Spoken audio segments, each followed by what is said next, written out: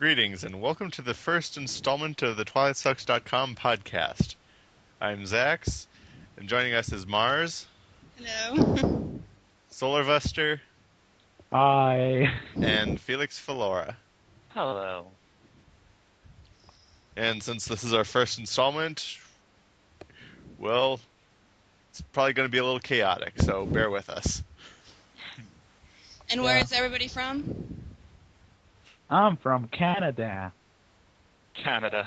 Are you both from Although Canada? I'm from Louisiana.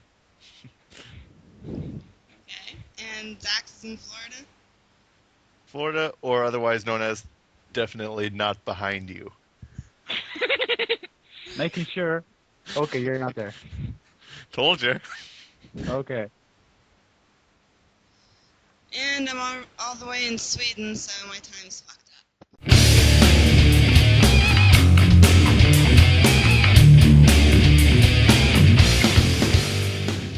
So, first order of business, we cover, I guess, news and updates. Yay. We don't Oh, yeah. particularly have too many of them that I know of. Only thing I know of is that I've restructured the clubhouse section, which people who have been there would have already noticed. Due to the number of different club ideas, it was probably a good idea to organize it a little bit better before we start making a lot more of them.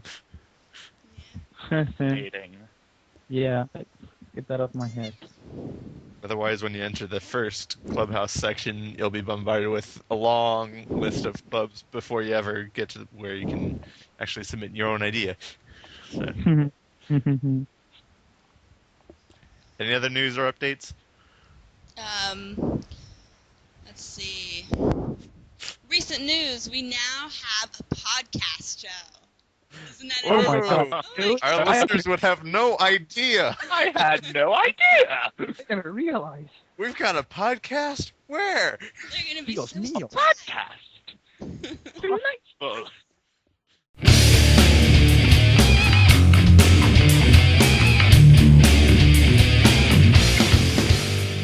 Our member suggested topic was suggested by Laura Kinney, which was. Let me check. I think you should talk about how people are clueless about Twilight when they think it teaches good morals and it's a book for children. Only and solely because the book says creepy things under extreme gloss of political correctness or socially accepted cliches. All right, so Okay. what's everybody's opinion on that? To be honest, I never even knew of Twilight until I came to this website, so I can't really have an opinion. I can't say it sounds pretty messed up. Basically, all I have to say on the book is this: if we're going to try and make pedophilia and abuse and all this other stuff look good, let's just off ourselves and say we didn't. But it's me. I think that it shouldn't be done, though. I just don't see how people can accept such glorifications of just totally fucked up shit just because they're hot. That doesn't make sense. Like, if it was a creepy old guy, they'd be booing and bashing the books, but because he's hot and you're told that he's amazing, even though if you read between the lines, he's a mentally abusive pedophile who is a freaking peeping Tom and likes to see her while she sleeps, is just, it baffles me how people can just fall in love with that. Like, those are, when you talk to a Twitard, those are the qualities that they brag about, which just scares me. And you ever try to talk to one? Neither. Well, actually I did. Yeah, I did once, actually. Oh God, that must not have been good. DeviantArt. Yeah. Oh, God. It was more of a failed troll, though. She never even Yeah. tried.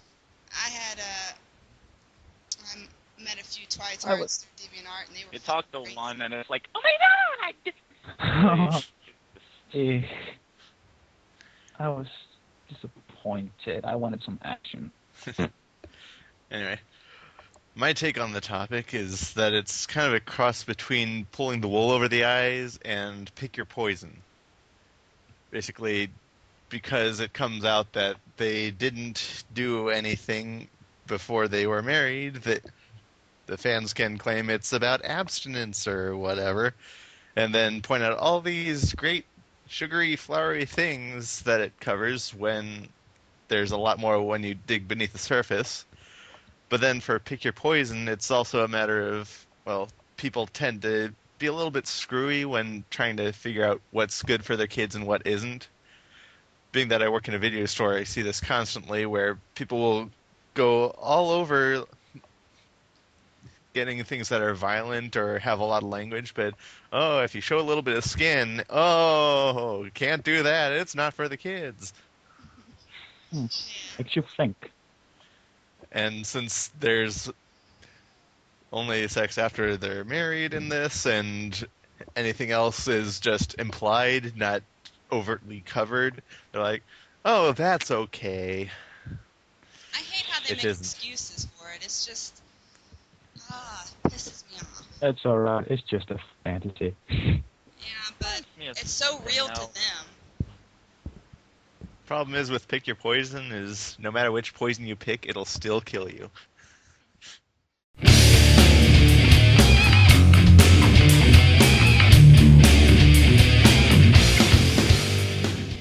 Spider Pig!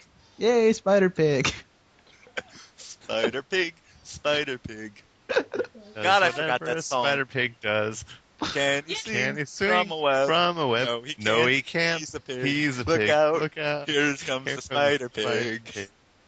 You're Ian out of Zax. six. That was terrible. Oh my god. Sorry. Anyway,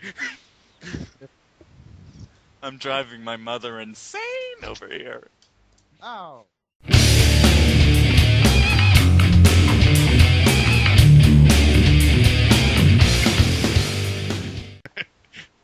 Alright, so now we'll focus on the, why Twilight sucks. yeah. Issue number 1, the Mary Yeah. Sue and Gary Stunis of the main characters.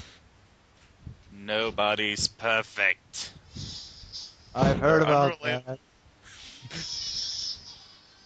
that. I pretty much gives them everything on a silver platter, so there's no real conflict, which is what a story is. So that's That's the gist it. of Kind it. of sucks because there's not actually a story to it. It's just so weird how it reads like fan fiction. It's like she stole the basic concept of most vampire-themed young adult fiction, and she just changed everybody's names and the main setting, and then there, brand new story. It has sparkling vampires. When you look at stories, you expect things to make sense. You expect realistic characters. You expect there to be flaws as there are pros. And when you don't have characters with flaws and everybody seems to love them, things just don't look natural. I know my share of that. I made quite a little bit of Gary Stu's in my time when I was role-playing in a Sonic forum. It wasn't that great now when I look at it. Yeah, I mean, it's all good and fine when you're role-playing or Yeah. writing a story for fanfiction.net, but if you want to be taken seriously and you hope to become a professional writer, you can't pull that shit in the public publishing industry, you know? It's just... Ugh. See, Plus, this it is takes a what- certain level of bravery to actually torment your characters or put them through rough times, and takes a certain level of talent to actually make it flow and make sense. So, a little bit of bravery. Yeah, bravery. Jeez, I just thought I was sadistic. I love torturing them. But then again, that also depends on whether you actually view your characters as being individual people in their own little world that you're ruining the lives of, or whatever. But Your creation, you can do anything you want, but you have to do it right. I'll say it now, as I've said it before, and I'll probably say it again. All the problems, including this Mary Sue and Gary Stunis about the series, falls back on one core issue regarding the series. Stephanie Meyer is a talentless hack.